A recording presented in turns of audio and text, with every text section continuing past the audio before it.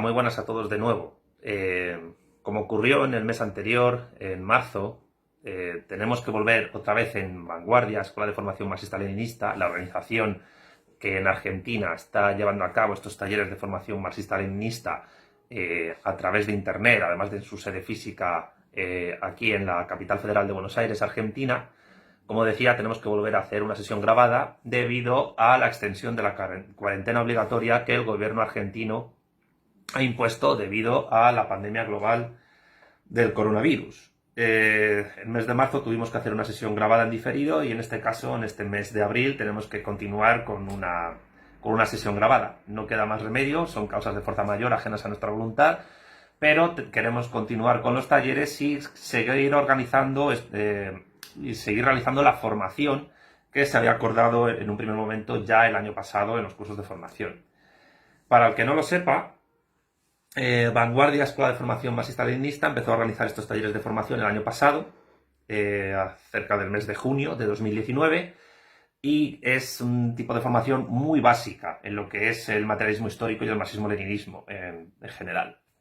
Y en esta formación básica pues se ha contado ya con tres obras a mostrar y a comentar a través de estos seminarios talleres. La primera fue el Manifiesto Comunista de Marx y Engels. La segunda, un texto breve de Marx llamado Trabajo asalariado Capital, que en cierto sentido supone un adelanto de las tesis que luego manejarían los Grundrisse, los tres tomos del Capital o teorías de la plusvalía, salario, precio y ganancia, etcétera, donde se concentra tanto su ontología como su nosiología de la economía política burguesa, su crítica de la economía política, y al mismo tiempo, pues, la siguiente obra que empezamos a comentar, y que esta sería la tercera sesión de la misma, es El Estado de la Revolución de Lenin. La primera sesión que hicimos fue en el mes de febrero, todavía no había ocurrido por fortuna en aquel momento la pandemia global del coronavirus, y se pudo realizar la sesión en nuestra sede física. Sin embargo, a partir de marzo hemos tenido que hacer, por causas de fuerza mayor, como digo, las sesiones en diferido, grabadas. Bien, hoy tocaría empezar lo que es el capítulo 2 de la obra. La edición que nosotros manejamos del Estado de la Revolución es esta, que es una edición editada en Argentina en el año 2017, y es la edición centenario de Cuadernos de Octubre del Estado de la Revolución. En esta edición nosotros hemos obviado los textos de prologuistas que ha habido antes y nos hemos centrado única y exclusivamente, porque para nuestro interés es lo único que tiene importancia, en el propio texto de Lenin. Con lo cual, solo vamos a comentar lo que negro sobre blanco escribió Lenin al respecto en el Estado de la Revolución, de los desarrollos que él entendía sobre las relaciones que había entre la dialéctica de clases, la sociedad política estatal y la revolución proletaria, que es básicamente el marco histórico en el que se desarrolla sus teorías sobre el Estado de la Revolución. Pues bien, ahora, una vez que vimos en la sesión anterior el capítulo 1, vamos a continuar con el capítulo 2. Remito a la gente que esté interesada en visionar la sesión anterior para ver cómo Lenin desarrollaba la cuestión de la dialéctica de clases con respecto del Estado y su relación, para poder continuar con el taller que seguimos a continuación ya con el capítulo 2. Vanguardia ha elaborado además una lista de reproducción en YouTube y también en su página de Facebook, donde se podrán encontrar tanto la sesión anterior como el resto de sesiones que se realizaron al respecto. Y también en la lista de reproducción Santiago Armesilla, que soy yo, en Internet se podrán encontrar también pues todas las listas, todos los vídeos que se han hecho sobre nuestros talleres, amén de otros vídeos que puedan ser de interés para los que lo visionen, en los que yo aparezco hablando. Sin más dilación, pues vamos a hablar de lo que es este capítulo 2, que se titula El Estado y la Revolución, la experiencia de los años 1848 a 1851. Lenin está contextualizando la cuestión de la dialéctica de clases y de estados en el contexto en el que Marx y Engels redactaron el Manifiesto Comunista y en el contexto en el que se produce la segunda importante revolución en Europa Occidental y en parte también en Europa Oriental, en Polonia, etcétera, que permitió configurar los estados-nación burgueses, amén también de desarrollar los primeros conatos de organización obrera proletaria revolucionaria. Entonces, en ese caso, lo que se va a hacer Lenin en este capítulo es comentar lo que ocurrió en aquella época de cara a contextualizar lo que está ocurriendo en Europa y particularmente en Rusia durante la Primera Guerra Mundial, para conectar los dos momentos históricos. El taller y el seminario consiste, como siempre, en ir leyendo pasajes de la obra de Lenin al tiempo que se van comentando. Empiezo.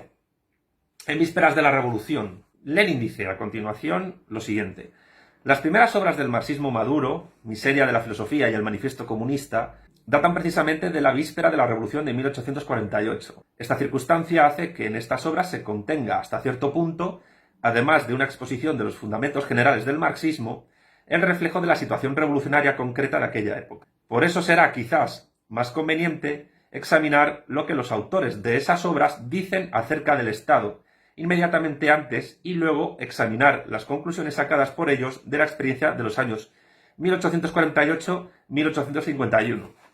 Es decir, en un sentido dialéctico, Lenin va a comentar lo que la teoría revolucionaria de Marx y Engels estaba desarrollando en aquel momento pudo transformarse o pudo modificarse a tenor de los propios acontecimientos revolucionarios, de los cuales ellos mismos fueron tanto testigos como protagonistas en la Europa de mediados del siglo XIX.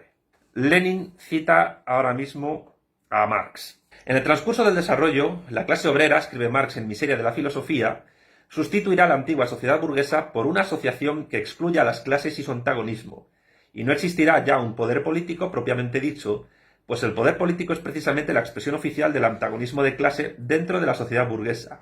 Página 182 de la edición alemana de 1885.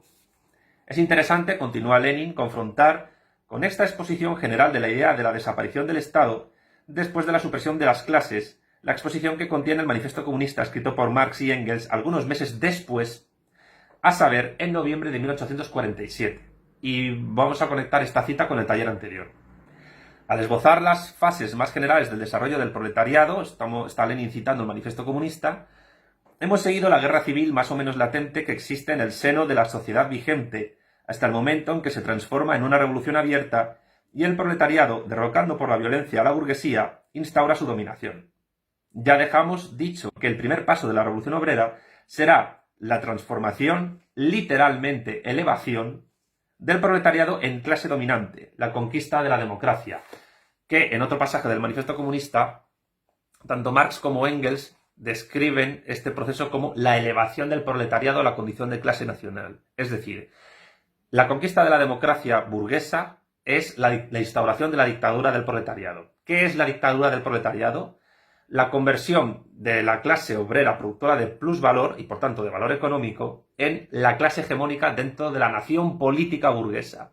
Eso implica la destrucción del aparato estatal burgués y la elevación de un nuevo aparato estatal sobre los cimientos y ruinas, entre comillas, de ese aparato estatal para conformar un nuevo aparato estatal, el Estado obrero o dictadura del proletariado. ¿A qué se opone la dictadura del proletariado? A la dictadura de la burguesía, que es básicamente la dictadura del capital que permite la existencia, antagonismo y al mismo tiempo mutua dependencia entre burguesía y proletariado como clases. La dictadura del proletariado para el marxismo es el paso inicial de la construcción del socialismo y, por tanto, un paso indispensable para construir el socialismo como transición entre modos de producción, el modo de producción capitalista y el modo de producción comunista, mediante la elevación de ese proletariado a nación política. Es decir, la nación política, en un momento dado, en el siglo XVIII y durante todo el curso del siglo XIX y en parte del XX por la descolonización, es el proceso por el cual el Estado absolutista de la antigüedad y de la modernidad y los estados feudales y las colonias se transforman en estados-nación por mor de que hay una clase, una burguesía, que consigue homogenizar un mercado nacional, un territorio y unas instituciones de cara a tener un Estado-nación controlado por ellos. ¿Qué es lo que ha de hacer el proletariado en este sentido como clase antagónica de la burguesía, al mismo tiempo que dependiente de ella para poder vivir? Porque el proletariado existe en tanto que existe capital. Pues lo que hace básicamente es quitarle a la burguesía la primacía sobre la dominancia de esa nación política. En conclusión, el proletariado solo puede triunfar como clase revolucionaria en aquellas sociedades políticas donde se convierte plenamente en nacional. De ahí que Marx y Engels al principio en una parte del Manifiesto Comunista digan textualmente: los obreros no tienen patria, no se les puede arrebatar aquello que no poseen, más en el mismo momento en que se desarrollan nacionalmente, siguen teniendo nación y por tanto su misión es elevarse a la condición de clase nacional. El marxista vulgar o izquierdista indefinido que tiende al cosmopolitismo tiende, valga la redundancia, a obviar esta parte de la cita, es decir, a obviar la parte en la que el proletariado tiene que elevarse a la condición de clase nacional y quedarse única y exclusivamente con lo de los obreros no tienen patria. No es cierto, los obreros tienen patria, al igual que la burguesía tiene patria. De hecho, la burguesía es la que construye la patria en tanto que nación política. La gran diferencia es que la burguesía se puede permitir el privilegio, entre comillas, de poder construir una nación política al mismo tiempo que no tributa en esa nación política y tributa en un paraíso fiscal, por ejemplo. Sigamos con la cita que hace del manifiesto comunista Lenin en esta parte. El proletariado se valdrá de su dominación política para ir arrancando gradualmente a la burguesía todo el capital, para centralizar todos los instrumentos de producción en manos del Estado, es decir, del proletariado organizado como clase dominante, y para aumentar con la mayor rapidez posible las fuerzas productivas. Páginas 31 y 37 de la séptima edición alemana de 1906 del Manifiesto Comunista. En este momento, Lenin acaba con la cita y continúa él. Vemos aquí formulada una de las ideas más notables y más importantes del marxismo en la cuestión del Estado, a saber, la idea de la dictadura del proletariado, aquí pone entre comillas Lenin dictadura del proletariado, como comenzaron a denominarla Marx y Engels después de la Comuna de París. Y esto es importante señalarlo. Durante la Comuna de París, que fue la primera revolución proletaria triunfante, aunque solo duró 2 meses, y fue concentrada únicamente en la isla de Francia, en la capital de la nación francesa, al haber básicamente 2 partidos, o como se llamó entonces, o 2 bandos luchando por la hegemonía de dicha revolución, como son los blanquistas y los proudhonianos, no hubo una dirección homogénea y fuerte de ese proceso político. Y de ahí el fracaso de la Comuna de París, algo que valoró tanto Marx como Engels como Lenin.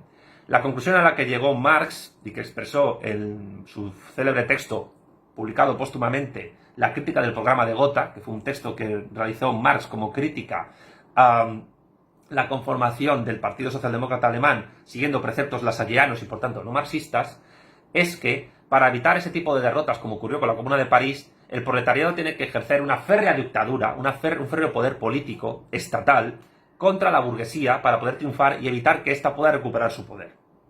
Y esto es importante señalarlo porque la misma noción de dictadura revolucionaria del proletariado, que es como la denomina Marx en concreto, en la crítica del programa de Gotha, que ya he señalado cuál era su finalidad, la crítica a los lasallianos sobre todo y al SPD, es una crítica que conlleva, entre otras cosas, negar cualquier connotación teleologicista del propio materialismo histórico a la hora de ser aplicado como realización de la filosofía propiamente dicha, la materialista. Por 2 motivos. Primero, porque para Marx el proletariado es la clase social que va a realizar la filosofía, en tanto que hace la revolución. Y segundo, y esto es importante, porque mucha gente, incluidos algunos disque marxistas, han entendido el marxismo como una especie de teleologicismo. ¿Qué es el teleologicismo? El teleologicismo es una doctrina filosófica basada en parte en la falacia naturalista, que entiende que todos los procesos, tanto naturales como históricos, tienen un proceso inicial y otro terminal que es unidireccional e inevitable y que por tanto no se puede hacer absolutamente nada para revertirlo o abortarlo. Ese teleologicismo es contrario al materialismo histórico de Marx, porque para el materialismo histórico de Marx, la revolución proletaria, pero también la revolución burguesa antes y otros procesos históricos anteriores, más que tener teleología, tienen finalidad. Evidentemente esa finalidad, que depende también de la voluntad de las partes implicadas, las clases sociales, los estados, instituciones culturales, económicas, políticas, religiosas, etc., producen unos resultados que son independientes de las manos que las han producido y les influyen luego directamente o indirectamente también. Lo que ocurre, esto es importante señalarlo, es que la finalidad no implica teleología. Es decir, la historia no es un proceso natural, lineal, inevitable. Es un proceso dialéctico en el que se pueden dar distintas derivaciones.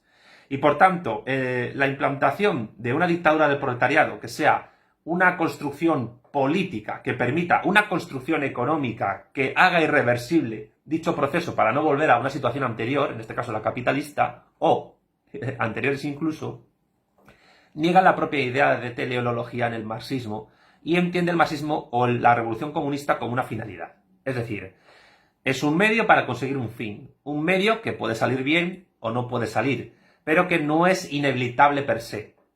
Es un medio que tiene que realizarse para que otros grupos sociales, otras clases sociales, puedan llevar a cabo sus otros fines. Bien sea volver a situaciones precapitalistas, el anticapitalismo reaccionario, bien sea para mantener el capitalismo como modo de producción in illo tempore, y la ley del valor trabajo, entre otras cosas, lo que asegura es que el capitalismo se pueda reproducir, no infinitamente, porque ningún modo de producción va a ser infinito, sino ilimitadamente, mediante la extracción de plusvalor y la producción de valor en sí. Lo que Marx plantea precisamente es que hay que abortar las finalidades de otros grupos sociales para implantar la finalidad obrera, la finalidad proletaria, que es la construcción desde la dictadura del proletariado, la elevación del proletariado a la condición de clase nacional, de un nuevo modo de producción que es el comunista y desde el cual ya no es posible, no debería ser posible, no sería reversible el volver a modos de producción anteriores en los cuales el Estado jugaba un papel fundamental para organizar la explotación de una clase sobre otra. Y ya dijimos en sesiones anteriores que para Engels, Marx, Lenin y también para filósofos posteriores como Gustavo Bueno, el Estado surge cuando surge el modo de producción esclavista. En el despotismo hidráulico y en otros modos de producción anteriores no hay propiamente Estado. Hay, digamos, una sociedad política preestatal en la cual todavía no hay ejército. Para que haya esclavitud, para que haya explotación de una clase sobre otra y para que haya Estado, tiene que haber fuerzas armadas, tiene que haber ejército, tiene que haber diplomacia y tiene que haber federación económica entre sociedades políticas. Es entonces cuando surge el Estado. La tesis de Gustavo Bueno del primer ensayo sobre las categorías de las ciencias políticas de 1991 es, con otras palabras, básicamente la misma tesis que sostiene Lewis Morgan y que sostiene Engels en su libro El origen de la familia, la propiedad privada y el Estado. Cito a Lewis Morgan porque Engels se basó en Morgan para escribir aquel libro. Y si bien luego ha habido matices que han criticado en la obra de Engels partiendo del materialismo cultural de Marvin Harris y de la antropología, sin embargo, la forma de entender el nacimiento de la sociedad política estatal que tiene Bueno y que tiene Engels es prácticamente idéntica. Es prácticamente idéntica sin ningún tipo de cambio.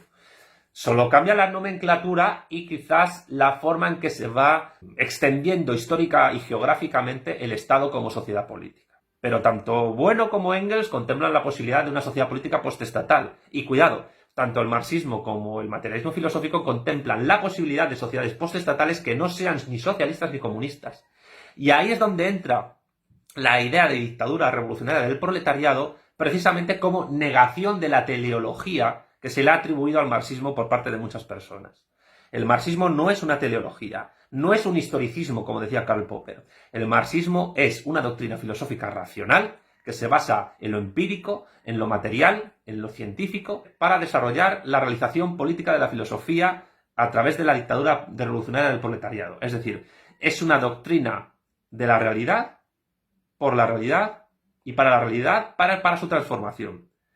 Es una doctrina con una finalidad, y su finalidad es acabar con los medios que permiten la explotación y la opresión de unas clases sociales sobre otras, en el sentido originario de esa explotación, que es el sentido esclavista por el cual nace el Estado, cuando en la Edad Antigua las sociedades políticas de Oriente Medio, cuando ganaban en un conflicto a otras, se apropiaban como propiedad personal de las clases dirigentes de esas sociedades políticas triunfantes, de soldados que eran de las sociedades vencidas, que convertían en esclavos.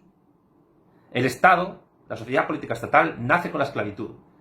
Y el proletariado es el último remanente de esa esclavitud y, por tanto, el último remanente de esa sociedad política estatal desde el punto de vista de Marx. Y por ello, la dictadura revolucionaria del proletariado es la negación de la teleología que se le ha atribuido al marxismo y que algunos marxistas vulgares han asumido. Otra cuestión, que es algo que hay que señalar, es que el propio Marx o Engels u otros marxistas, incluido Lenin, afirmaran que era inevitable el triunfo del proletariado entre las masas obreras que les escuchaban, pero precisamente porque tenían que vender políticamente ese triunfo. Es decir, nadie se va a unir a ti en una lucha política si les vendes derrota o les vendes simplemente una posibilidad. Tienes que venderles victoria, tienes que asegurarles que vamos a ganar, que vamos a triunfar para que se unan a ti. Si no, ¿qué sentido tiene que se unan a ti? Es decir, el materialismo histórico entiende como finalidad la construcción del comunismo, del modo de producción comunista a partir del socialismo. pero la tuvo que vender como teleología al proletariado decimonónico y en parte también el del siglo XX para poder ganarse a las masas. Y gracias a esa doble división analítica entre finalidad de teleología, finalidad desde un punto de vista filosófico, teleología desde un punto de vista de la praxis política, es como se puede entender la extensión global, universal, que tuvo el comunismo en todo el siglo XIX, bueno, desde la segunda mitad del siglo XIX hasta finales del siglo XX. La cuestión es que ahora que vamos conociendo realmente en qué se basan los textos de Marx y de Engels y de Lenin respecto a lo que es la concepción del Estado y de la Revolución, quizás ya no se pueda vender teleológicamente a las masas obreras el comunismo y el socialismo como algo inevitable, sino como algo finalístico, no teleológico, sino como algo finalístico, es decir, como algo necesario para poder cumplir la máxima que tanto Marx como Engels establecen para definir lo que es el movimiento comunista. Para ellos el comunismo no es un estado a implantar ni una meta a la que llegar. Para ellos el comunismo, y esto es lo que dicen textualmente la ideología alemana, es el movimiento real que anula y supera el estado de cosas actual partiendo de las premisas de ese estado de cosas actual. Y las premisas de ese estado de cosas actual que hay que anular y superar es la sociedad política estatal que permite la explotación del proletariado por parte de la burguesía. Y por tanto la finalidad tiene que ser esa superación, esa irreversibilidad del comunismo mediante la transición socialista que sustituya la dictadura de la burguesía por la dictadura revolucionaria del proletariado. Y esa lección finalística y no teleológica la aprenden Marx y Engels y la asume Lenin a partir del fracaso muy aleccionador, por otra parte, que supuso la Comuna de París en 1871. Continuemos con Lenin. Y asimismo la definición del Estado, interesante en el más alto grado, que se cuenta también entre las palabras olvidadas del marxismo. El Estado, es decir, el proletariado organizado como clase dominante. Esta definición del Estado no solo no se explicaba nunca en la literatura imperante de propaganda y agitación de los partidos socialdemócratas oficiales, sino que además se la ha entregado expresamente al olvido, pues es del todo inconcebible con el reformismo y se da de bofetadas con los prejuicios oportunistas corrientes y las ilusiones filisteas con respecto al desarrollo pacífico de la democracia. El proletariado necesita al Estado, repiten todos los oportunistas, socialchauvinistas y kautskianos seguidores del socialdemócrata Karl Kautsky, socialchauvinistas, los socialdemócratas de la Segunda Internacional, partidarios de los presupuestos de guerra en la Primera Guerra Mundial y que decidieron participar en ese conflicto bélico. Entre ellos, por cierto, estaba Mussolini, el luego padre del fascismo, asegurando, continúa Lenin, que tal es la doctrina de Marx y olvidándose, entre comillas y cursiva de Lenin, de añadir primero que, según Marx, el proletariado solo necesita un Estado que se extinga, es decir, organizado de tal modo que comience a extinguirse inmediatamente y que no pueda por menos de extinguirse, y segundo, que los trabajadores necesitan un Estado, es decir, el proletariado organizado como clase dominante. ¿Qué es la revolución proletaria para el comunismo? Es la destrucción del Estado burgués, la instauración de la dictadura revolucionaria del proletariado, es decir, de la nación política obrera, del Estado obrero, que destruye el Estado burgués, como decía, y cuya finalidad es su extinción como tal sociedad política estatal hacia una sociedad política postestatal comunista irreversible. Y es irreversible porque ya no se puede volver al Estado que permite la explotación de la clase proletaria por parte de la clase burguesa, o de los siervos de la gleba por parte de la clase feudal, o de los esclavos por parte de los amos libres de las sociedades esclavistas del pasado, o tampoco del despotismo hidráulico que permitía la explotación y opresión de masas de campesinos y de trabajadores y artesanos manuales por parte de aristocracias y castas sacerdotales, como ocurría en el antiguo Egipto, en Sumeria, en Mesopotamia, en la China de la Edad Antigua, o, por ejemplo, en las sociedades mesoamericanas, aztecas, incas y mayas. El comunismo es, por tanto, la irreversibilidad finalística histórica que impide, en teoría, volver a sociedades políticas preestatales o estatales que conlleven explotación y opresión de unas clases por sobre otras, en este sentido, mediante la apropiación de trabajo de jure, propiedad de las clases dominantes, de facto realizado por clases sojuzgadas. Esto es importante asimilarlo porque la extinción del Estado proletario conlleva la irreversibilidad de la revolución comunista. La extinción del Estado proletario no es el fin de la sociedad política. no es el anarquismo, no es llegar a un punto en el que ya no haya sociedad política.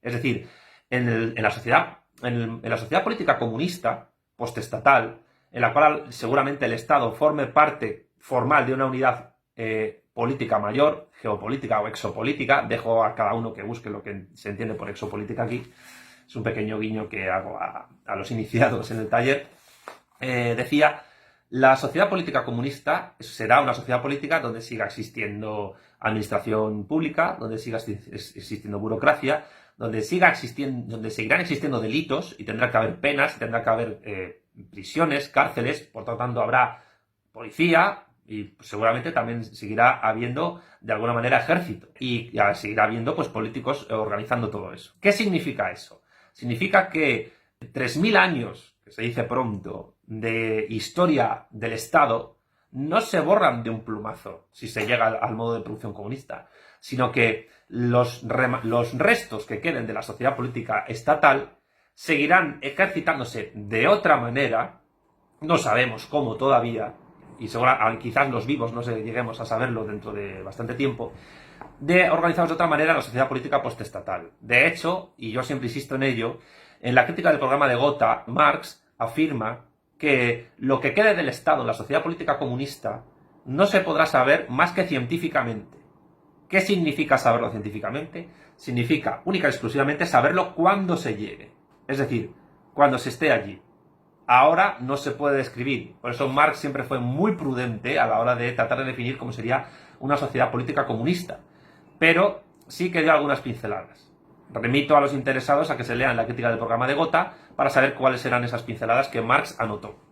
Sigamos con Lenin. El Estado es una organización especial de la fuerza, es una organización de la violencia para la represión de una clase cualquiera. Pequeño paréntesis, una de las pinceladas que dio Marx es la famosa frase de cada cual según sus posibilidades, a cada uno según sus necesidades, que definiría el comunismo respecto del socialismo, que era a cada cual según su trabajo.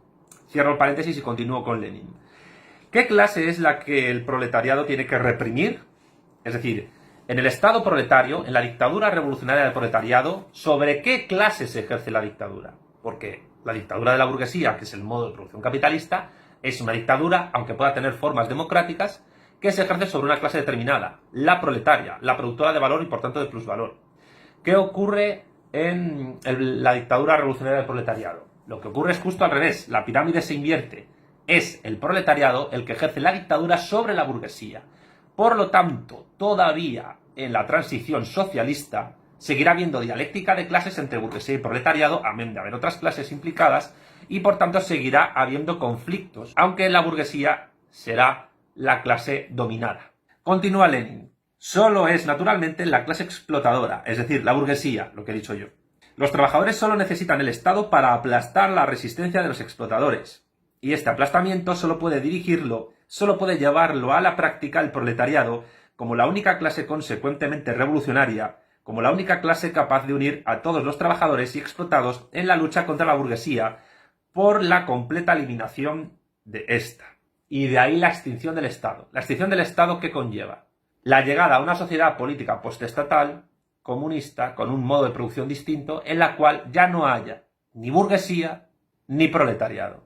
La extinción del capital como relación social de producción conlleva la extinción del plusvalor, conlleva la extinción de la mercancía como forma social sobre la cual se articula la ley del valor y conlleva, por tanto, la eliminación mutua, si se quiere, del proletariado y de la burguesía como clases antagónicas. Clases que al mismo tiempo que son antagónicas se necesitan mutuamente para existir. Esto es una cosa que yo insisto mucho en ella en los talleres. La burguesía necesita el proletariado para poder extraer plusvalor, que es que no es su única fuente de riqueza, porque evidentemente tiene otras fuentes, como el comercio, como contratos con la administración pública, como contratos con otros capitalistas, etcétera, pero sí es la única fuente de explotación.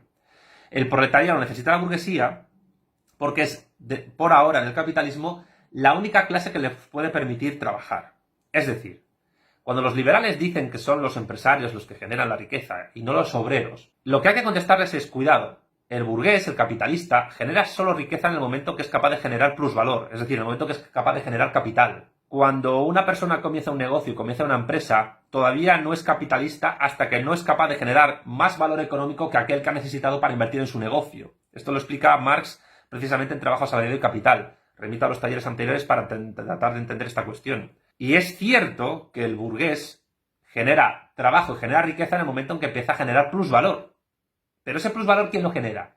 Lo generan los obreros que están bajo su hegemonía económica y política, es decir, los que están bajo su patronazgo empresarial.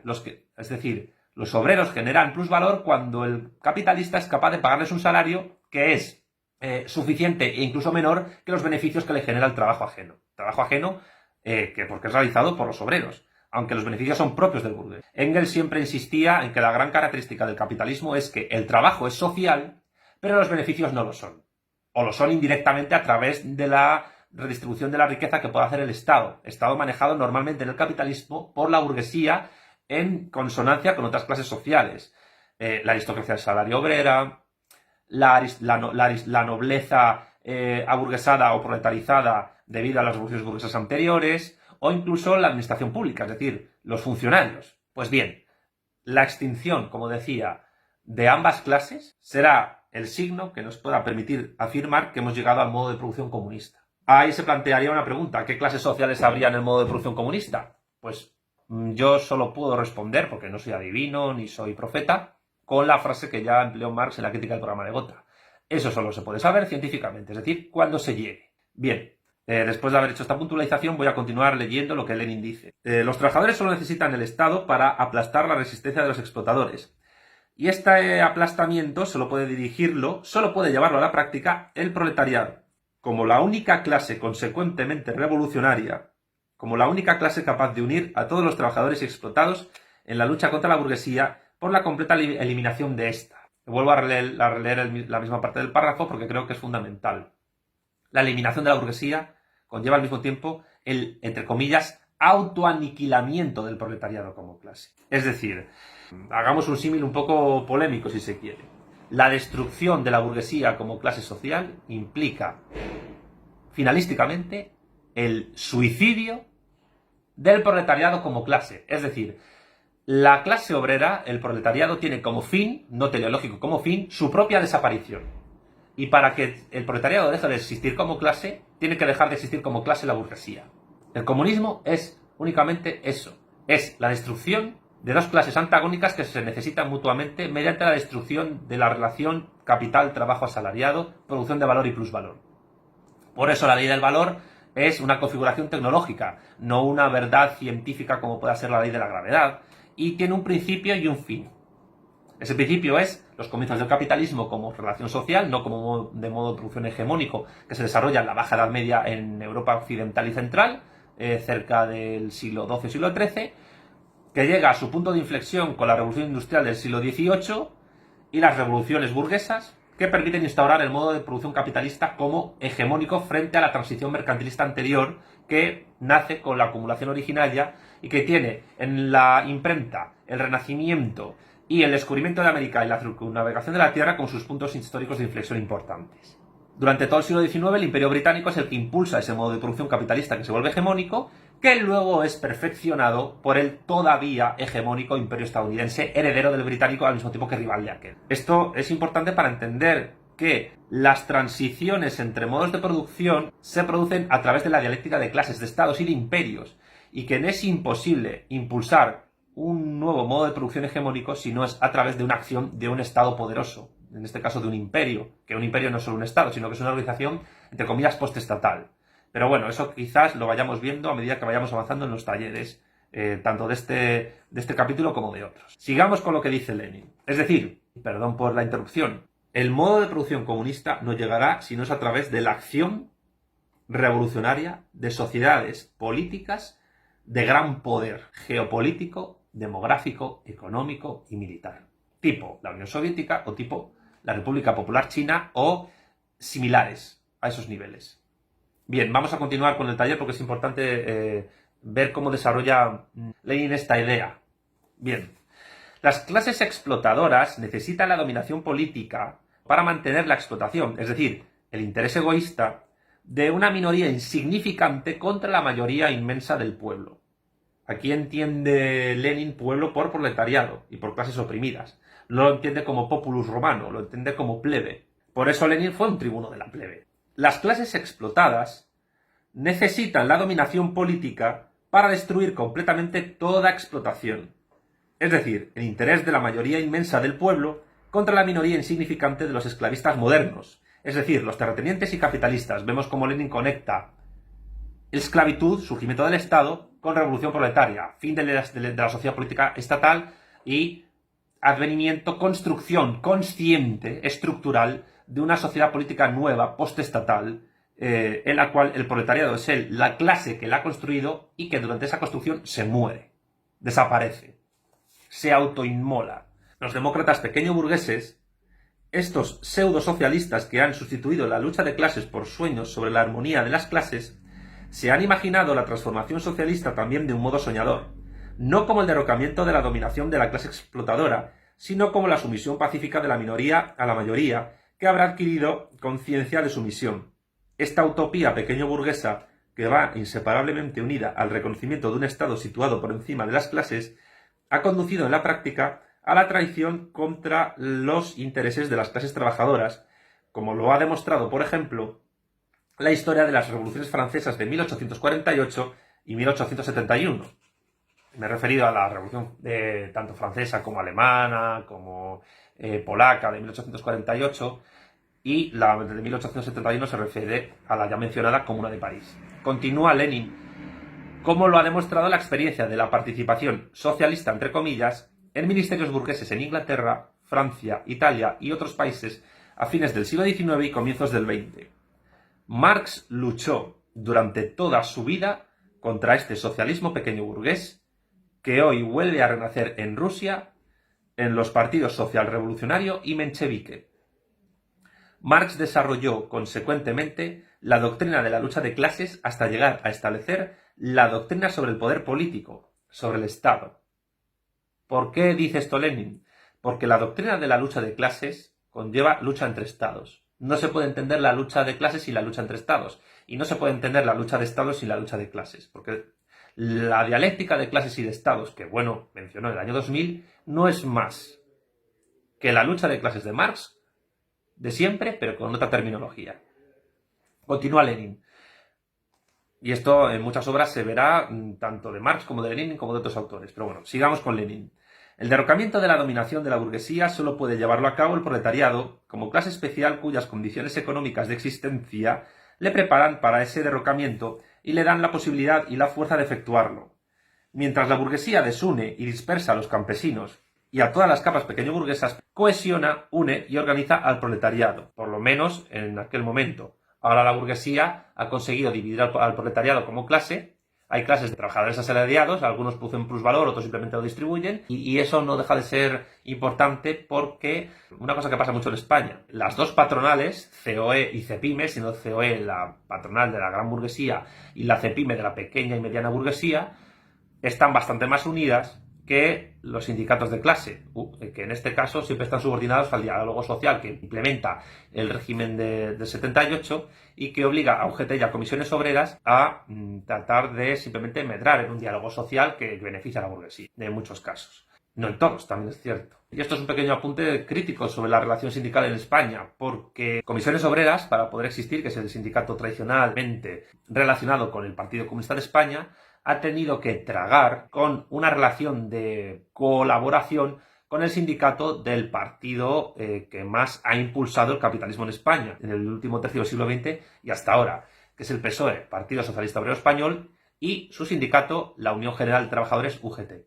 En el caso argentino, pues habría que analizar cómo la CGT peronista organizó este tipo de relación social entre la patronal y los sindicatos. Yo remitiría, para entender este tipo de relación, a un libro que ha editado la editorial Rodina en Argentina, que es los diálogos sindicales entre comunistas y peronistas del sindicalista comunista argentino Rubens Íscaro. A mí me parece uno de los textos más interesantes, ricos y descriptivos de lo que fue ya en los 70 y los 60, pero que en parte sigue existiendo ese tipo de relación sindical, en lo que es la sumisión del sindicalismo marxista, comunista, revolucionario respecto al sindicalismo digamos, simplemente traidunionista o sumiso a la templanza con el capital, con la patronal. Sigamos. La doctrina de la lucha de clases, dice Lenin, aplicada por Marx a la cuestión del Estado y de la revolución socialista, conduce necesariamente al reconocimiento de la dominación política del proletariado, de su dictadura, es decir, de un poder no compartido con nadie y apoyado directamente en la fuerza armada de las masas. El derrocamiento de la burguesía solo puede realizarse mediante la transformación del proletariado en clase dominante, capaz de aplastar la resistencia inevitable y desesperada de la burguesía y de organizar para el nuevo régimen económico a todas las masas trabajadoras y explotadas. El proletariado necesita el poder del Estado, organización centralizada de la fuerza, organización de la violencia, tanto para aplastar la resistencia de los explotadores, como para, en cursiva de Lenin, dirigir a la enorme masa de la población, a los campesinos, a la pequeña burguesía, a los semiproletarios, en la obra de poner en marcha la economía socialista, es decir, la dictadura revolucionaria del proletariado, al igual que la dictadura de la burguesía actualmente y desde sus inicios, no es solo una dirigencia, una conducción política de una única clase. Evidentemente hay una única clase que es la que... matizo. Hay una única clase que es la que dirige organizada a través de un partido revolucionario, pero está en alianza y en solidaridad con otras clases sociales que también han sufrido la acción burguesa en algún momento dado. Con lo cual es una solidaridad frente a terceros. Una solidaridad que también conllevaría la extinción paulatina o la reconversión en el tiempo de esas clases sociales en otro tipo de realidad social. Continuamos con el libro, continuamos con lo que dice Lenin a este respecto.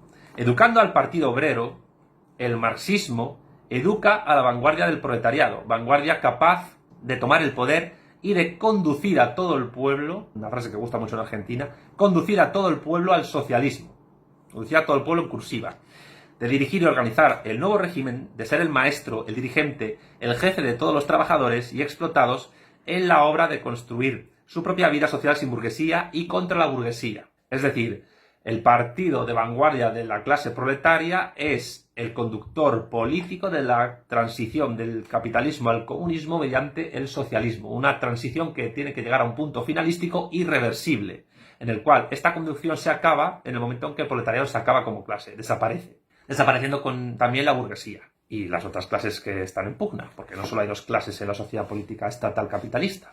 Continúa Lenin.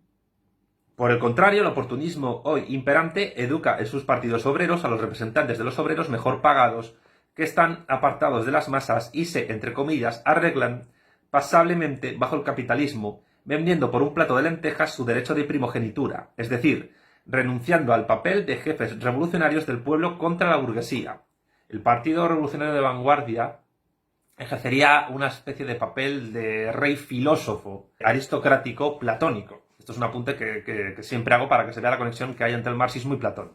Pues bien, ahora cita Lenin a Marx. El Estado, es decir, el proletariado organizado como clase dominante. Esta teoría de Marx se halla inseparablemente vinculada a toda su doctrina acerca de la misión revolucionaria del proletariado en la historia, con mayúsculas historia aquí, porque si la historia no es con mayúsculas, no es historia. El coronamiento de esta sumisión es la dictadura proletaria, la dominación política del proletariado. Pero si el proletariado necesita el Estado como organización especial, cursiva de Lenin, de la violencia contra, cursiva de Lenin, de nuevo, la burguesía, de aquí se desprende por sí misma la conclusión de si es concebible que pueda crearse una organización semejante sin destruir previamente, sin aniquilar aquella máquina estatal creada para sí, cursiva de Lenin, por la burguesía. A esta conclusión lleva directamente el Manifiesto Comunista y Marx habla de ella al hacer el balance de la experiencia de la Revolución de 1848-1851. Es decir, hay un doble proceso histórico que permite entender por qué se llega a esta conclusión política revolucionaria por parte del marxismo. Ese doble proceso histórico se da en el siglo XIX y es la ya mencionada Comuna de París de 1871, pero previamente el fracaso revolucionario de las revoluciones que en distintas partes de Europa se realizaron en el año 1848. Revolución que antes de escribir el Manifiesto Comunista, tanto Marx como Engels veían inevitable, pero que sin embargo supuso la reafirmación de la burguesía como clase hegemónica, no ya solo a través del coloniaje depredador del Imperio Británico o francés, sino también a través de la asunción del bonapartismo como nueva forma de organización de la hegemonía burguesa. Napoleón III en Francia, de la escritura, de la redacción de una de las grandes obras de Marx, como es el 18 Brumario de Luis Bonaparte. Pues bien, de este doble fracaso es de donde saca Marx sus conclusiones políticas posteriores y que asume el bolchevismo ya en el siglo XX en Rusia. Y no solo el bolchevismo, sino que otros movimientos revolucionarios como incluso los maoístas en Asia, en China concretamente. Punto 2 del capítulo 2, el balance de la revolución. En el siguiente pasaje de su obra, el 18 Brumario de Luis Bonaparte, que ya hemos mencionado, Marx hace el balance de la revolución de 1848-1851 respecto a la cuestión del Estado, que es el que aquí nos interesa. La cita siguiente es de esta obra de Marx que Lenin transcribe. Pero la revolución es radical. Está pasando todavía el purgatorio. Es una expresión graciosa. Cumple su tarea con método. Hasta el 2 de diciembre de 1851, día del golpe de Estado de Luis Bonaparte, había terminado la mitad de su labor preparatoria. Ahora termina la otra mitad. Lleva primero a la perfección el poder parlamentario para poder derrotarlo. Ahora, conseguido ya esto, lleva a la perfección el poder ejecutivo. Lo reduce a su más pura expresión, lo aísla. Se enfrenta con él, con el único objetivo de concentrar con él todas las fuerzas de destrucción, subrayado por Lenin, y cuando la revolución haya llevado a cabo esta segunda parte de su labor preliminar, Europa se levantará y gritará jubilosa: bien has cavado, viejo topo. De ahí la expresión viejo topo, que por cierto es una editorial marxista española fantástica y de gran prestigio, tanto en España como a nivel internacional. El que no la conozca, le sugiero visitar su página web para ver su fantástico catálogo, donde ha publicado un montón de autores interesantes.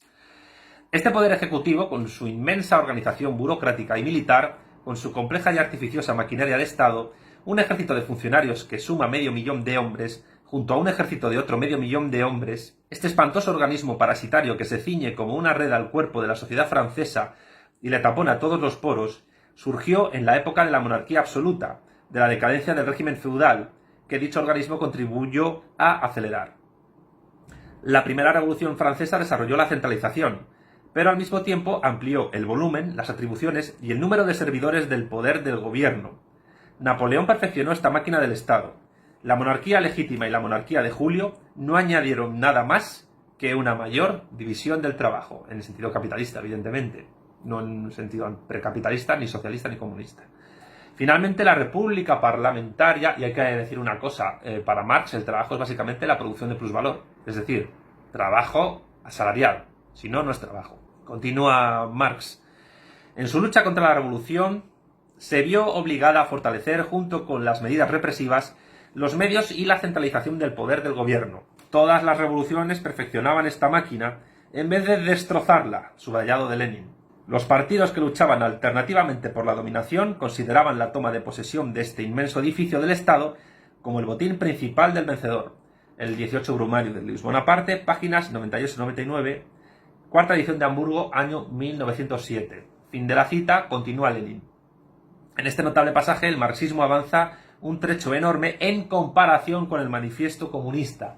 Esto es importante entenderlo, porque el marxismo es una doctrina que se va haciendo en la praxis. Es decir, Marx realiza una especie de cartografía de la realidad histórica capitalista mediante una doctrina filosófica materialista que, para ir perfeccionándose, tiene que convertir al cartógrafo, es decir, al filósofo revolucionario, al teórico, en activista político, en revolucionario, en persona que realiza una praxis revolucionaria política.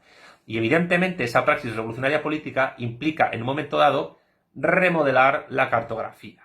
Y esa remodelación de la cartografía, en el fondo, no es más que la construcción de un método. Pseudomarxistas como Alberto Garzón, actual ministro de Consumo en el gobierno social, liberal, progresista español de Pedro Sánchez, sostiene que el marxismo no es un método. Sin embargo, aquí lo que Lenin está describiendo, sin mencionarlo, es que sí es absolutamente un método. Es un método de construcción teórica, praxis política, reconstrucción teórica, reconstrucción de la praxis política, y así constantemente. Es un método dialéctico, realizado sobre las sociedades políticas, es decir, sobre la historia. Y no entender el marxismo como un materialismo metodológico es básicamente no ser marxista. Continuemos. Allí la cuestión del Estado se planteaba todavía de un modo extremadamente abstracto, operando con las nociones y las expresiones más generales. Aquí la cuestión se plantea ya de un modo concreto, y la conclusión a que se llega es extraordinariamente precisa, definida, prácticamente tangible. Todas las revoluciones anteriores perfeccionaron la máquina del Estado, y lo que hace falta es romperla, destruirla. Esta conclusión es lo principal, lo fundamental en la doctrina del marxismo sobre el Estado, y precisamente esto, que es lo fundamental, es lo que no solo ha sido olvidado, cursiva de Lenin, completamente por los partidos socialdemócratas oficiales imperantes, sino lo que ha sido evidentemente tergiversado, cursiva otra vez de Lenin, como veremos más abajo, por el más destacado teórico de la Segunda Internacional, Carlos Kautsky.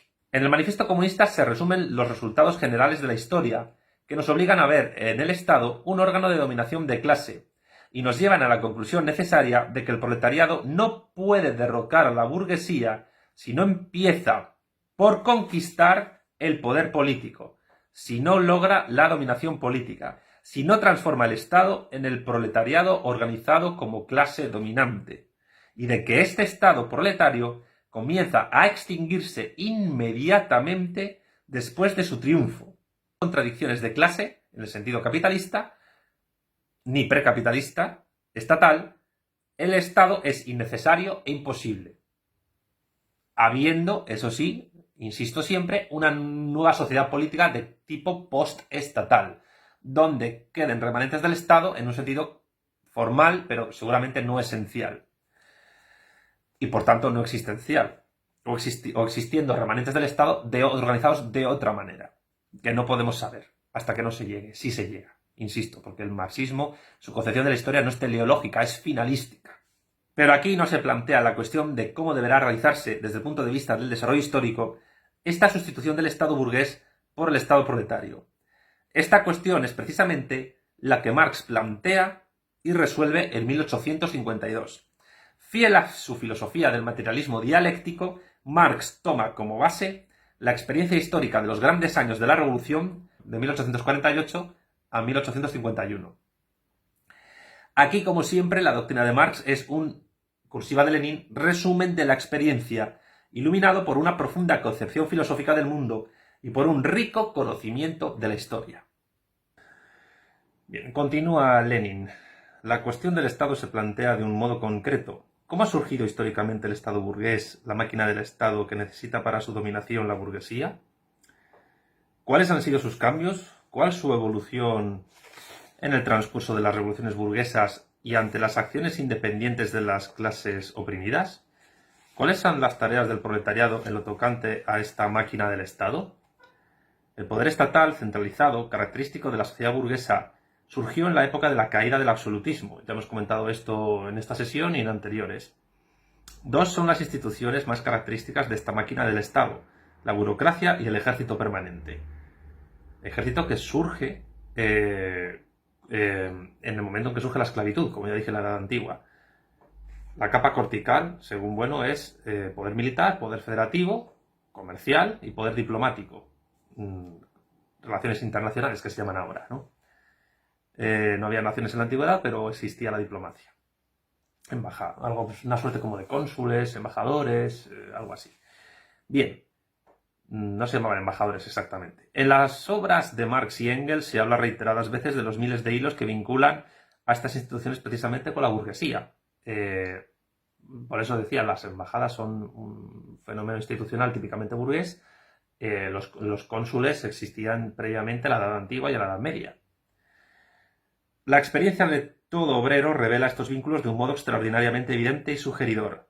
La clase obrera aprende en su propia carne a comprender estos vínculos. Por eso capta tan fácilmente y se asimila tan bien la ciencia del carácter inevitable de estos vínculos, ciencia que los demócratas pequeñoburgueses niegan por ignorancia y por frivolidad, o reconocen todavía de un modo más frívolo, entre comillas, según Lenin, en términos generales, olvidándose de sacar las conclusiones prácticas correspondientes. La burocracia y el ejército permanente son un, entre comillas, según Lenin, paraíso adherido al cuerpo de la sociedad burguesa, un parásito engendrado por las contradicciones internas que dividen a esta sociedad, pero precisamente un parásito que, entre comillas, tapona los poros vitales. El oportunismo kautskiano imperante hoy en la socialdemocracia oficial considera patrimonio especial y exclusivo del anarquismo la idea del Estado como un, cursiva de Lenin, organismo parasitario.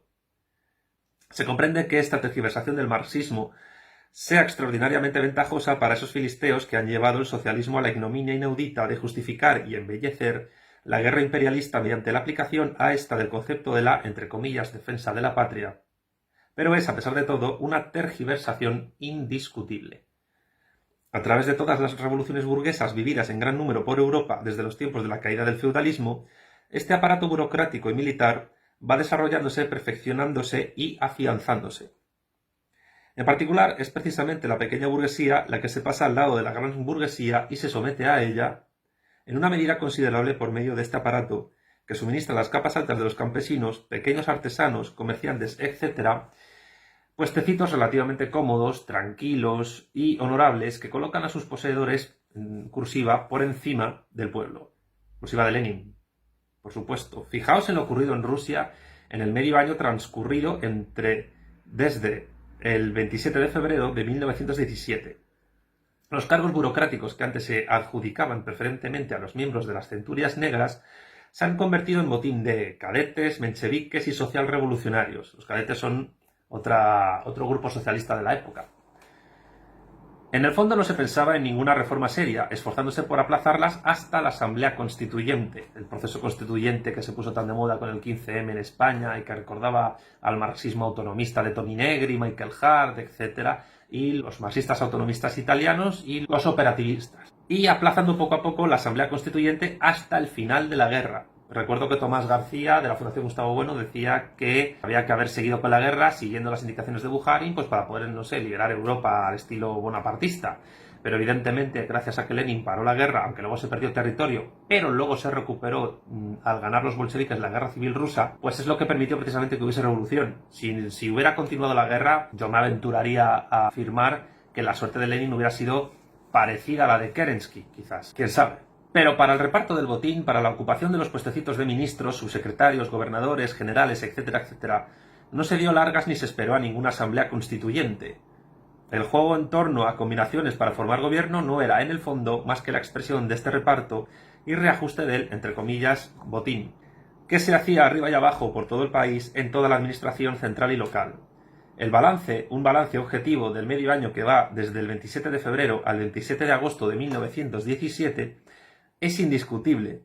Las reformas se aplazaron, se efectuó el reparto de los puestecitos burocráticos y los, entre comillas, de Lenin, errores del reparto se corrigieron mediante algunos reajustes.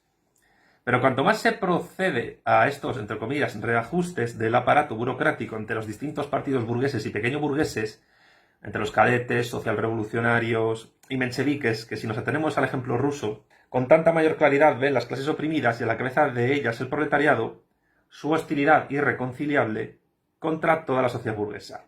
De aquí la necesidad para todos los partidos burgueses, incluyendo a los más democráticos y, comillas de Lenin, revolucionario-democráticos, de reforzar la represión contra el proletariado revolucionario, de fortalecer el aparato de represión, es decir, la misma máquina del Estado.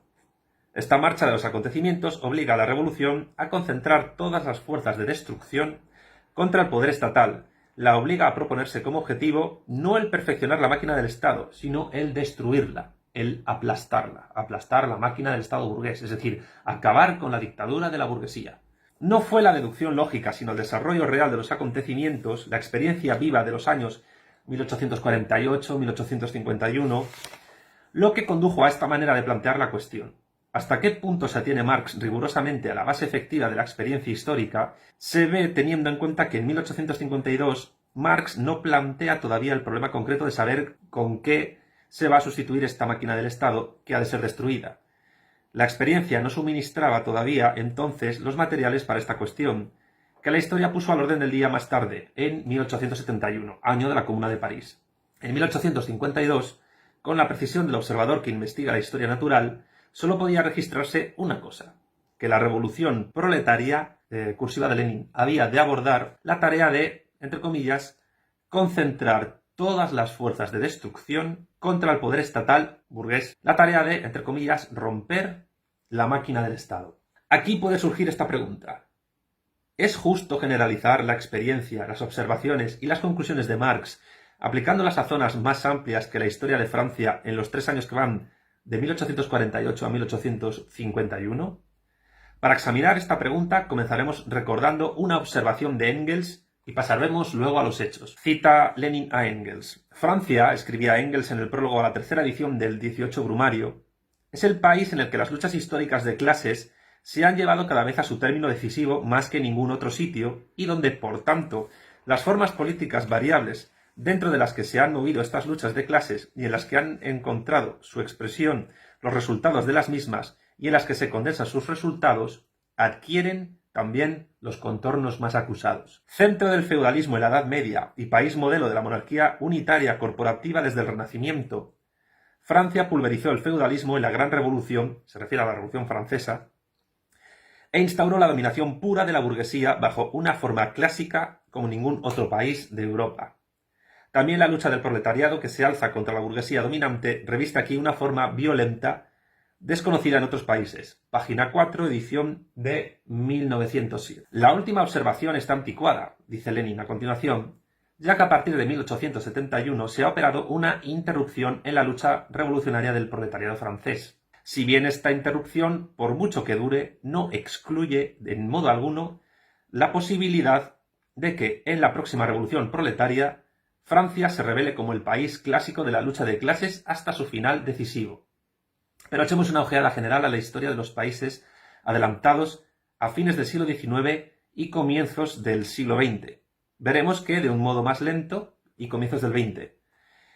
Más variado y en un campo de acción mucho más extenso se desarrolla el mismo proceso. De una parte, la formación del, entre comillas, poder parlamentario. Lo mismo en los países republicanos, Francia, Norteamérica, Suiza, que los monárquicos, Inglaterra, Francia hasta cierto punto, Italia, los países escandinavos, etc. De otra parte, la lucha por el poder entre los distintos partidos burgueses y pequeño burgueses que se reparten y se vuelven a repartir el, entre comillas, botín de los puestos burocráticos, dejando intangibles las bases del régimen burgués. Y, finalmente, el perfeccionamiento y fortalecimiento del, entre comillas, poder ejecutivo, de su aparato burocrático y militar.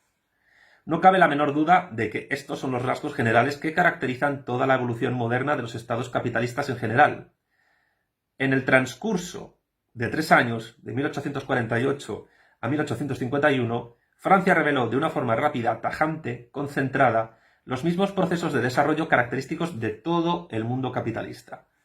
Y en particular el imperialismo, la época del capital bancario, la época de los gigantescos monopolios capitalistas, la época de transformación del capitalismo monopolista en capitalismo monopolista de Estado, revela un extraordinario fortalecimiento de la, entre comillas, máquina del Estado, un desarrollo inaudito de su aparato burocrático y militar en relación con el aumento de la represión contra el proletariado, así en los países monárquicos como en los países republicanos más libres.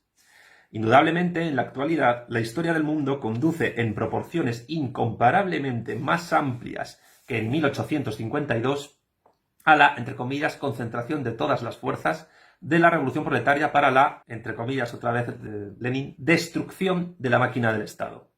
¿Con qué ha de sustituir el proletariado esta máquina? La Comuna de París nos suministra los materiales más instructivos a este respecto.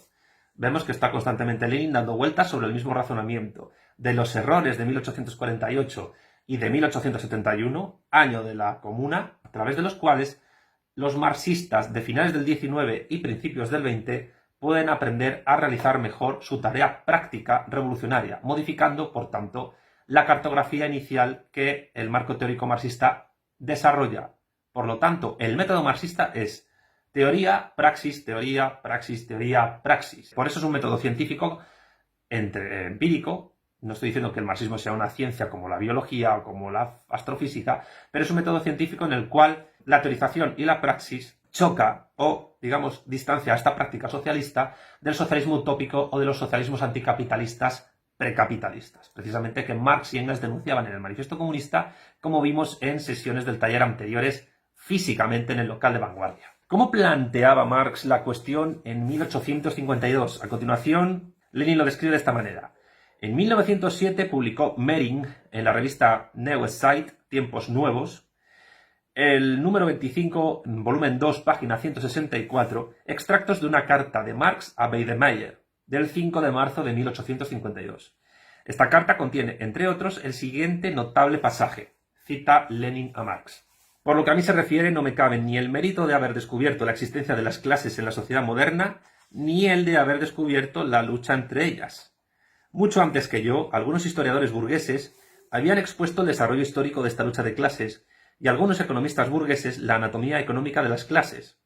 Lo que yo aporté, de nuevo, fue demostrar, 1, que la existencia de las clases solo va unida a determinadas fases históricas de desarrollo de la producción. 2, que la lucha de clases conduce necesariamente a la dictadura del proletariado. Necesariamente en el sentido finalístico, insisto, no en un sentido teleológico, es decir, por necesidad. He hablado de esto al comienzo del taller, me reitero en lo expuesto anteriormente. 3, que esta misma dictadura no es de por sí más que el tránsito hacia la abolición de todas las clases y hacia una sociedad sin clases, es decir, una sociedad postestatal sin clases derivadas del surgimiento de la esclavitud, que es cuando surge el Estado, según Engels, en el origen de la familia, la propiedad privada y el Estado, y según Bueno, el primer ensayo sobre las categorías de las ciencias políticas. En estas palabras, y en otros textos como los de la Vuelta del Revés de Marx, Marx consiguió expresar de un modo asombrosamente claro dos cosas. Primero,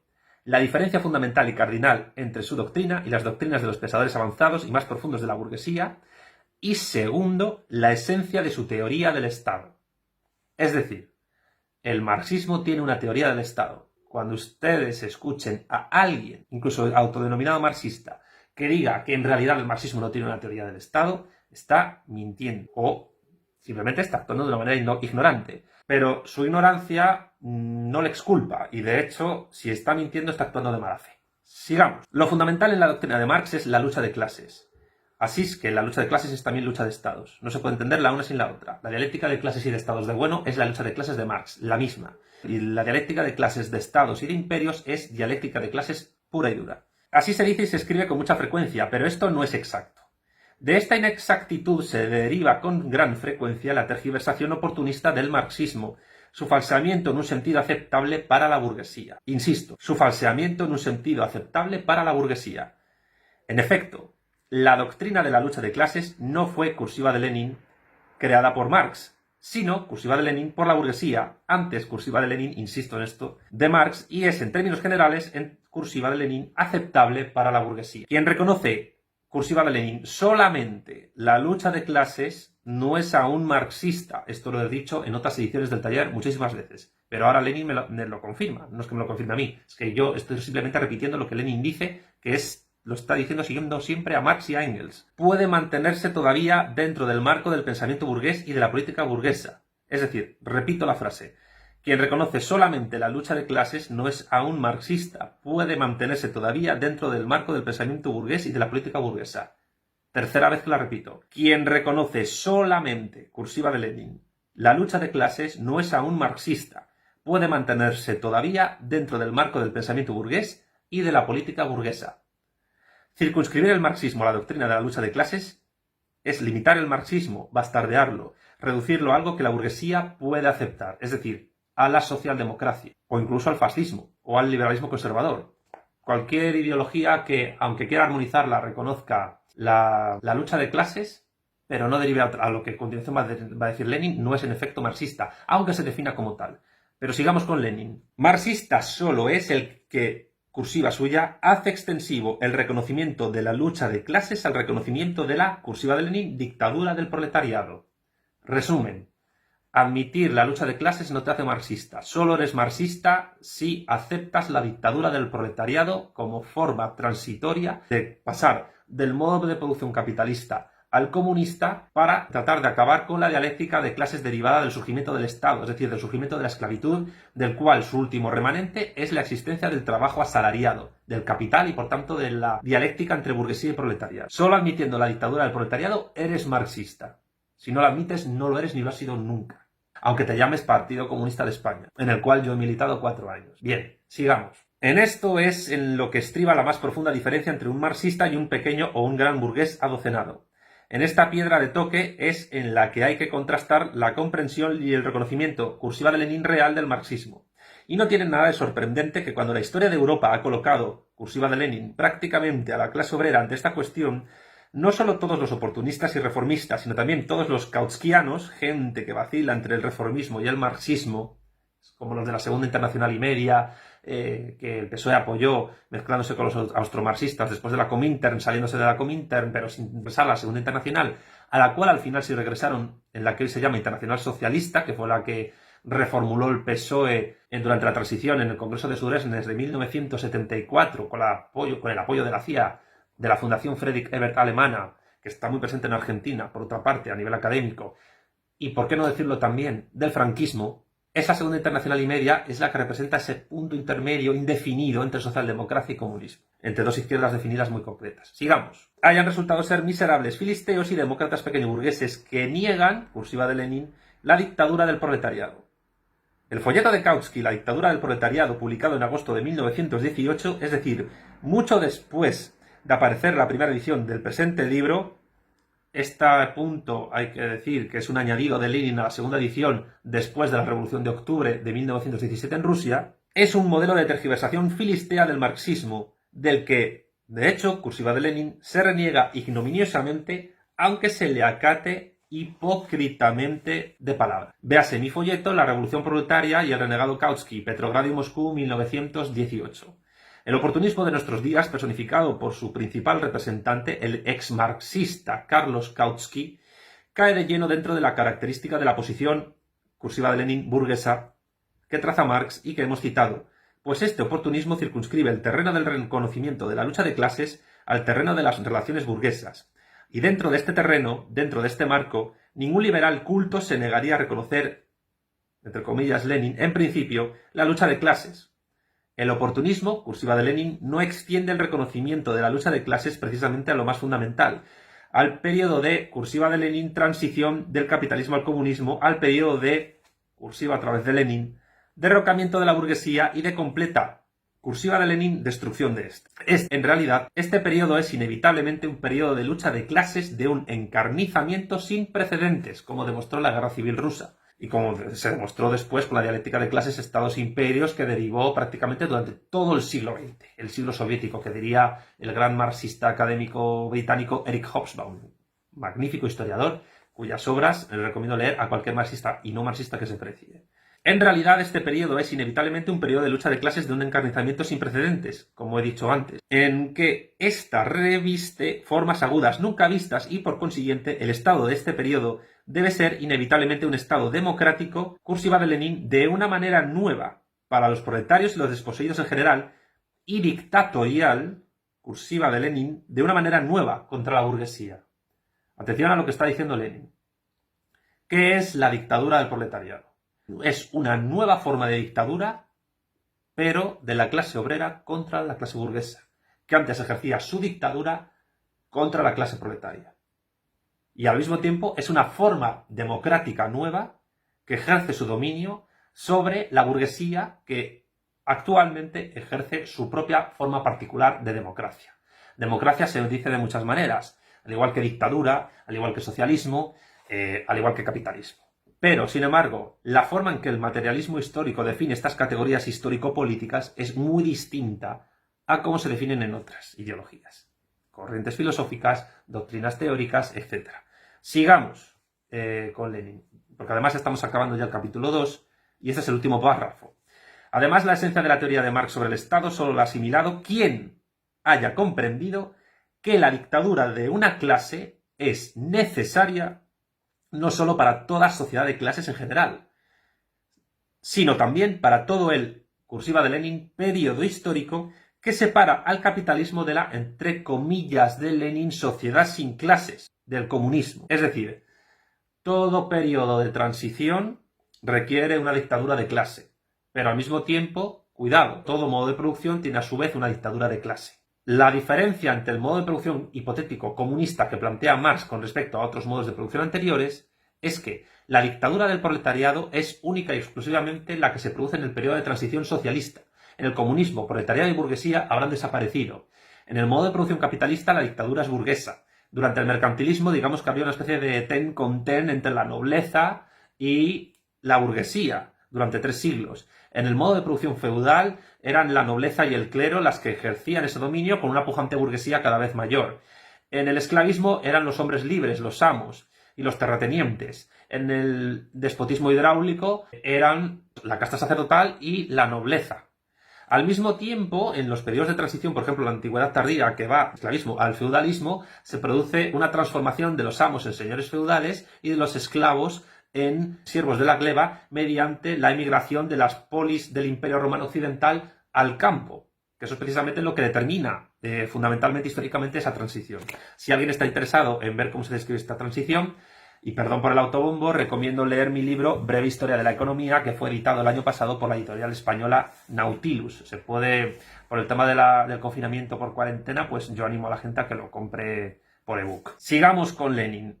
Las formas de los estados burgueses son extraordinariamente diversas, pero su esencia es la misma. Todos esos estados son, bajo una forma o bajo otra, pero en última instancia, necesariamente una, entre comillas, dictadura de la burguesía. Es decir, desde la democracia liberal burguesa más avanzada, con mayor número de derechos, hasta el régimen fascista más criminal, como la Alemania nazi, pasando por dictaduras autoritarias en el Cono Sur, pasando por monarquías constitucionales, pasando desde el franquismo a la misma Segunda República Española, pasando desde un modelo centralista jacobino francés a un modelo federal como el de la Primera República Española, o confederal como el de parcialmente la Confederación Helvética, aunque luego asumió un modelo más federal, Suiza, y pasando de Japón a Canadá o del Imperio Británico a Andorra, y siempre con matices, teniendo en cuenta que esos matices se deben a la idiosincrasia propiamente histórica de estos países, a su propio desarrollo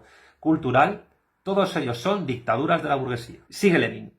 La transición del capitalismo al comunismo no puede, naturalmente, por menos que proporcionar una enorme abundancia y diversidad de formas políticas, pero la esencia de todas ellas será necesariamente una: la dictadura del proletariado, en cursiva.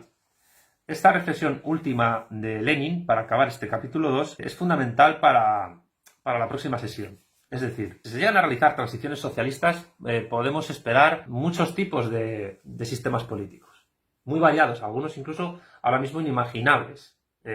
Desde dictaduras de partido único hasta sistemas multipartidistas, pluripartidistas cooperativos. Quién sabe, incluso puede haber dictaduras del proletariado con varios partidos compitiendo por sufragio universal, libre, igual, directo y secreto, como las democracias liberales burguesas más avanzadas, pero todas aceptando la dictadura del proletariado. Podría incluso encontrarse algún tipo de dictadura del proletariado sin partido oficial, o, quiero decir, tampoco puedo explayarme mucho con esto porque siempre son cosas que se pueden imaginar. No siendo excesivamente sectario en estos temas y teniendo en cuenta que el marxismo es una doctrina filosófica republicana, y sé que se me va a criticar por esto que voy a decir, ¿por qué no se podría admitir incluso alguna forma de dictadura del proletariado con una cabeza del Estado monárquica, aunque sea una monarquía electiva? Eso depende de las condiciones históricas circunstanciales de cada Estado, de su propia idiosincrasia nacional. Incluso pueden darse sociedades postestatales comunistas que tengan un modelo federal, confederal, otro más unitario, pero siempre en un sentido civilizatorio. Bueno, aquí ya ha pegado un salto del socialismo al comunismo, pero bueno. En todo caso, lo que quiero decir es que la variedad histórica de formaciones sociopolíticas que ha dado el capitalismo son tan vastas que es absurdo pensar que solo puede darse un único modelo de sociedad política, de Estado proletario, porque se base simplemente en el que desarrolló la Unión Soviética. En la República Popular China, Cuba, Corea del Norte, Vietnam y Laos tienen sistemas políticos muy diferentes entre sí. Corea del Norte y China son pluripartidistas y cooperativos. Vietnam y Cuba son regímenes de partido único. Hay elecciones, se pueden presentar personas que no son del Partido Comunista. Todos son republicanos, pero unos están basados en una cultura católica como Cuba y todos los demás basados en culturas confuciano-budistas o incluso taoístas, como es el caso de Vietnam o de China. De hecho, China yo creo que es más confuciana que taoísta, ¿no? El taoísmo en China, digamos que es una filosofía mucho más individualista que el confucianismo. Pero bueno, en todo caso, hay que admitir esta pluralidad de posibilidades porque la realidad es plural. Hay conexiones y desconexiones en base a un montón de elementos antropológicos, culturales, sociales, económicos, políticos, demográficos, etcétera, que van a determinar cómo se puede desarrollar una forma sociopolítica determinada, sea socialista o capitalista. porque de hecho en el pasado precapitalista también ocurría así. No todas las sociedades feudales eran iguales. No era igual la Francia de Carlomagno que la Inglaterra monárquica inicial. O no era lo mismo el Reino de León que la República de las Dos Naciones polaco-lituana posterior. Digamos que realiza una especie de transición extraña del feudalismo al mercantilismo. Pero bueno, para que nos entendamos, no es lo mismo el Reino de Portugal o el Reino de León que la Rus de Kiev, siendo ambos, en parte, más o menos desarrollada, regímenes feudales. Pues bien, con esta reflexión se acaba esta corta, más corta que otras, sesiones del taller, la sesión de abril, siempre mandando un saludo a todos los que nos han visto, esperando que les haya sido de su agrado esta sesión y esperando, quién sabe, a que la sesión de mayo, en vez de ser grabada, pueda ser por fin con público en la sede de Vanguardia aquí en Buenos Aires, República Argentina. Yo sin más me despido, agradeciendo su visionado y, como diría el maestro, hasta más ver.